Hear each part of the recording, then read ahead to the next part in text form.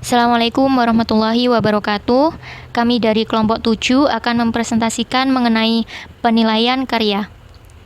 Saya Silvinia Izati Adaha dengan NIM 210301278 dan teman saya Listia Ratna Maulidia dengan NIM 210301279.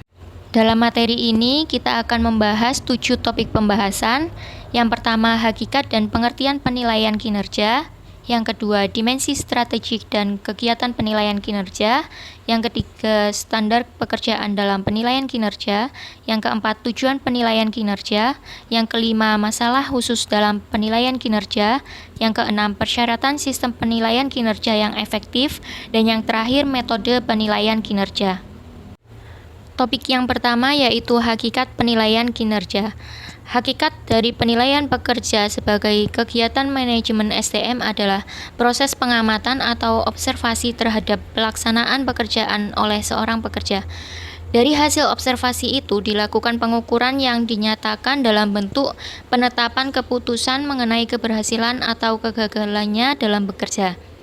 Hakikat penilaian kinerja merupakan kegiatan intervensi organisasi atau perusahaan terhadap kehidupan pekerja sebagai individu yang memiliki hak-hak asasi yang dilindungi. Pengertian penilaian kinerja yaitu pendadaran atau deskripsi secara sistematik atau teratur tentang relevansi antara tugas-tugas yang diberikan dengan pelaksanaannya oleh seorang pekerja.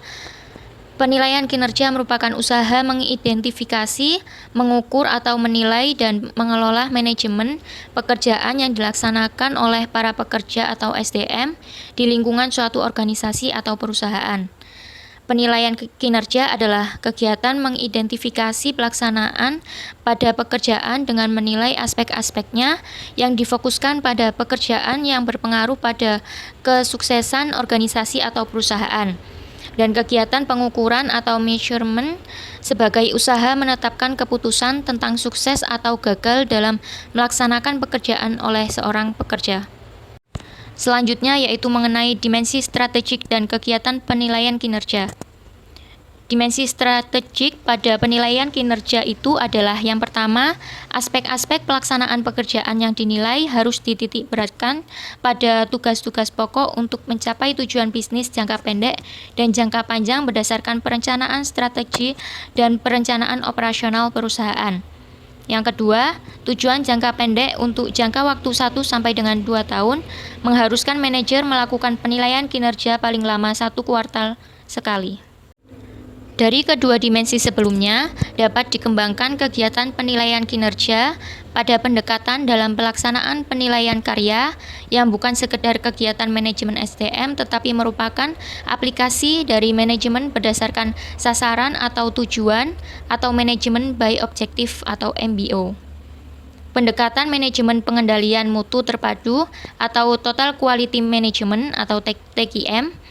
Penilaian kinerja dilaksanakan dengan fokus pada proses produksi atau pelaksanaan pekerjaan dan pada hasil atau sasaran atau tujuan. Selanjutnya yaitu mengenai standar pekerjaan dalam penilaian kinerja. Standar pekerjaan adalah sejumlah kriteria yang menjadi ukuran dalam penilaian kinerja yang dipergunakan sebagai pembanding cara dan hasil pelaksanaan tugas-tugas dari suatu pekerjaan atau jabatan. Standar pekerjaan harus mencakup 3 informasi pokok sebagai kriteria untuk melakukan penilaian keberhasilan atau kegagalan seorang pekerja dalam melaksanakan tugas sehari-hari. Ketiga informasi itu yaitu yang pertama informasi tentang apa tugas-tugas yang harus dikerjakan oleh seorang pekerja termasuk supervisor. Yang kedua, informasi tentang bagaimana cara terbaik dalam melaksanakan tugas-tugas tersebut. Yang ketiga, informasi tentang hasil maksimal yang seharusnya dicapai dalam melaksanakan tugas-tugas dengan cara tersebut. Dari ketiga informasi utama tersebut, fokus penilaian kinerja harus diarahkan pada bagaimana cara terbaik dalam melaksanakan tugas-tugasnya. Selanjutnya presentasi akan dilanjutkan oleh teman saya Listia Ratna. Aspek-aspek standar pekerjaan. Kriteria di dalam standar pekerjaan terdapat 2 aspek, yaitu yang pertama aspek kuantitatif, yang kedua aspek kualitatif. Aspek kuantitatif bersifat empiris, dapat diamati atau ditransformasikan dalam bentuk bilangan atau jumlah dan dianalisis atau dihitung. Aspek kuantitatif sendiri mengenai proses kerja dan kondisi pekerjaan, waktu yang dipergunakan atau lamanya melaksanakan pekerjaan, jumlah kesalahan dalam melaksanakan pekerjaan, dan jumlah atau jenis pemberian pelayanan dalam bekerja. Aspek yang kedua yaitu aspek kualitatif. Aspek kualitatif yaitu bersifat konseptual, diinterpretasikan dari gejala yang dapat diamati, bukan dari data dalam bentuk bilangan. Cenderung merupakan proses mental dalam bekerja. Aspek kualitatif mengenai ketepatan kerja dan kualitas pekerjaan, tingkat kemampuan dalam bekerja seperti sebagai staf, supervisor, kemampuan menganalisis data atau informasi, kemampuan atau kegagalan memakai mesin atau peralatan lainnya, kemampuan mengevaluasi keluhan atau keberatan konsumen, dan penelitian pasar. Tujuan penilaian kinerja.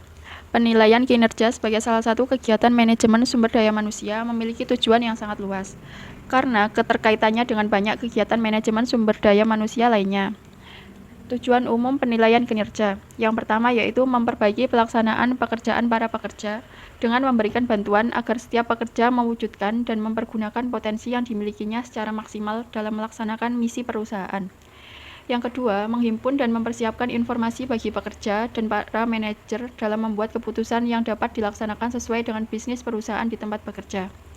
Yang ketiga yaitu menyusun inventarisasi sumber daya manusia di lingkungan organisasi atau perusahaan yang digunakan dalam mendesain hubungan antara atasan dan bawahan.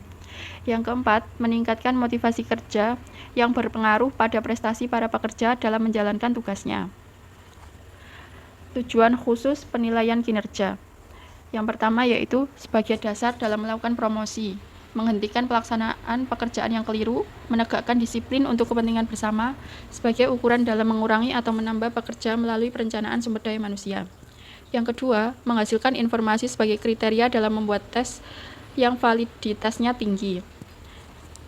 Yang ketiga, menghasilkan informasi sebagai umpan balik bagi pekerja dalam meningkatkan efisiensi kerjanya. Dan yang terakhir yaitu memberikan informasi tentang spesifikasi jabatan, baik menurut pembidangnya maupun penjenjangannya dalam struktur organisasi atau perusahaan. Masalah khusus dalam penilaian kinerja. Di lingkungan, banyak organisasi atau perusahaan masih ditemui sikap yang kurang tepat pada para manajer atau lebih khususnya para atasan yang dapat mengurangi rasa kebersamaan dengan para pekerja.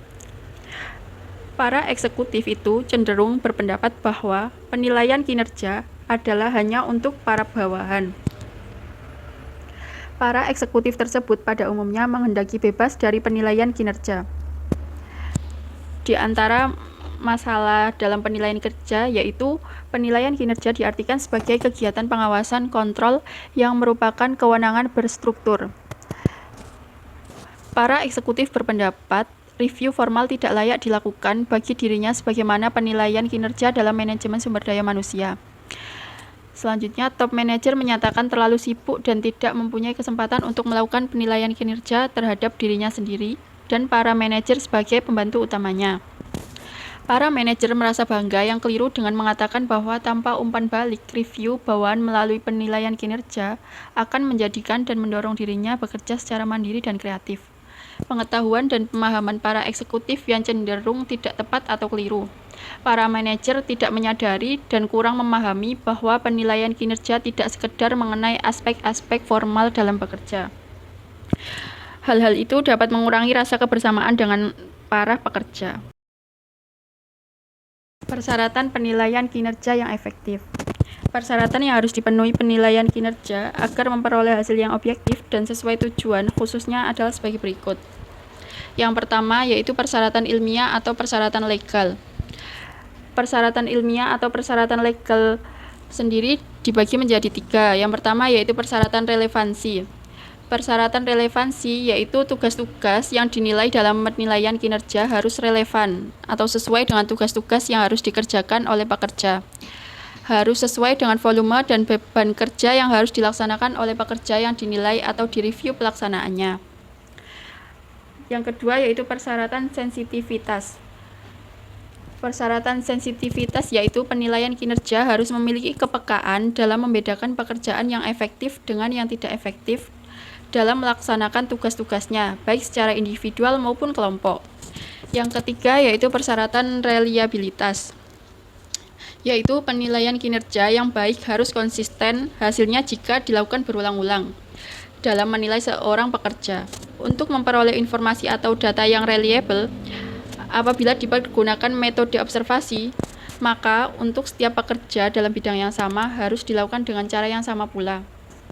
Maka akan diperoleh hasil yang dapat membedakan kemampuan sebagai individu masing-masing. Selanjutnya yaitu persyaratan operasional. Persyaratan operasional sendiri dibagi menjadi dua, yaitu persyaratan acceptable dan persyaratan praktis. Persyaratan acceptable sendiri yaitu berarti dapat dipakai atau terpakai. Penilaian kinerja harus mampu mendefinisikan secara jelas dan tepat mengenai bentuk dan tingkatan perilaku atau kegiatan dalam pelaksanaan pekerjaan di bidangnya masing-masing, baik secara kuantitatif maupun kualitatif. Yang kedua yaitu persyaratan praktis. Penilaian kinerja harus didesain dalam bentuk yang mudah melaksanakannya, baik dari sudut penilai maupun pekerja yang dinilai. Maksud dari sudut penilai berarti mudah melaksanakan dan menafsirkan hasilnya, sedangkan dari sudut pekerja yang dinilai yaitu penilaian kinerja harus mudah dalam mengerjakannya. Dalam penilaian kinerja terdapat 8 metode, yaitu yang pertama metode uraian ringkas. Metode uraian ringkas dilakukan dengan cara meminta atau memerintahkan kepada pekerja yang dinilai untuk menguraikan secara ringkas mengenai segala sesuatu yang telah dikerjakan selama jangka waktu tertentu. Metode yang kedua yaitu metode ranking atau skala nilai dan membandingkan. Metode ini dilakukan dengan menetapkan aspek-aspek yang hendak dinilai, diiringi dengan nilai berupa angka dari 1 sampai 7 yang diartikan bahwa semakin tinggi angkanya menunjukkan gejala atau aspek yang dinilai semakin baik atau tinggi atau semakin efektif. Begitupun sebaliknya, apabila semakin rendah angkanya menunjukkan gejala atau aspek yang dinilai semakin rendah. Metode yang ketiga yaitu metode daftar cek atau checklist perilaku. Metode ini merupakan sebuah daftar yang berisi sejumlah perilaku yang harus dilaksanakan dalam pekerja menurut pembidangan masing-masing di lingkungan sebuah perusahaan. Yang keempat yaitu metode distribusi atau penyebaran kemampuan. Untuk mengetahui semua aspek dalam kemampuan pekerja secara individual dengan menempatkannya di dalam grafik, untuk mengetahui posisinya dalam sebaran atau distribusi kurve normal atau kurve yang miring ke kanan atau positif, atau kurve yang miring ke kiri yaitu negatif. Selanjutnya, metode yang kelima yaitu metode grafik skala nilai. Metode ini digunakan untuk mendapatkan umpan balik, baik bagi pekerja yang dinilai maupun para manajer masing-masing. Metode yang keenam yaitu metode pencatatan kejadian penting.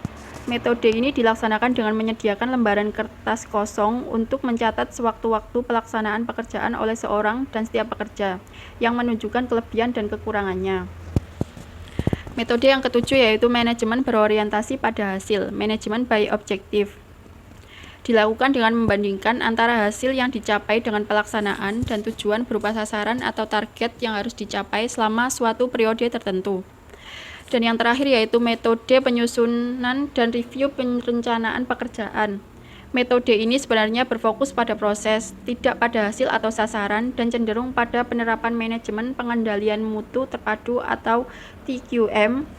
Metode ini memerlukan jumlah frekuensi review yang berulang-ulang, menggunakan banyak waktu dan kerjasama yang intensif antara para supervisor dengan para pekerja bawahannya. Demikian presentasi dari kelompok kami. Mohon maaf apabila ada kesalahan atau salah kata. Terima kasih atas perhatiannya. Untuk teman-teman, apabila ada pertanyaan, silakan mengajukan pertanyaan. Wassalamualaikum warahmatullahi wabarakatuh.